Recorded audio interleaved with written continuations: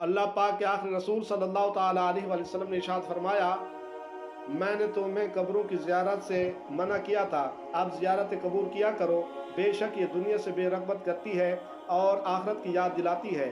ابن ماجہ جلد 2 صفحہ نمبر 252، حدیث نمبر 1571۔ معلوم ہوا کہ وقتاً فوقتاً قبرستان جاتے رہنا چاہیے تاکہ قبروں کو دیکھ کر ہمارے دل میں فکر آخرت پیدا ہو۔ جنتی ابن جنتی صحابی ابن صحابی حضرت عبداللہ بن عباس رضی اللہ تعالی عنہما سے مروی ہے کہ شب برات آتی ہے جب تو مومن مردے اپنے قبروں سے نکل کر اپنے گھروں کے دروازوں پر کھڑے ہو جاتے ہیں اور کہتے ہیں کہ ہم پر صدقہ کر کے رحم کرو، اگرچہ روٹی کا ایک لقمہ ہی ہو، کیوں ہم اس کے ضرورت مند ہیں۔ اگر وہ صدقہ کی ہوئی کوئی چیز نہیں پاتے تو حسرت سے واپس لوٹ جاتے ہیں۔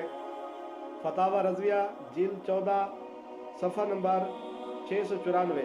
جنتی ابن جنتی نواسہ رسول حضرت امام حسن مجتبی رضی اللہ تعالیٰ عنہ شب برات کے 3 حصے فرماتے، ایک تہائی حصے میں اللہ پاک کے اس فرمان بسم اللہ الرحمن الرحیم یا ایھا الذین آمنوا صلوا علیہ وسلموا تسلیما، ترجمہ کنز ایمان، اے ایمان والو ان پر درود اور خوب سلام بھیجو، پر عمل کرتے ہوئے اپنے نانا جان صلی اللہ تعالیٰ علیہ وسلم پر درود پاک پڑھتے، ایک تہائی حصے میں توبہ استغفار کرتے اور آخری تہائی حصے میں اللہ پاک کے فرمان پر عمل کرتے ہوئے رکوع و سجود فرماتے۔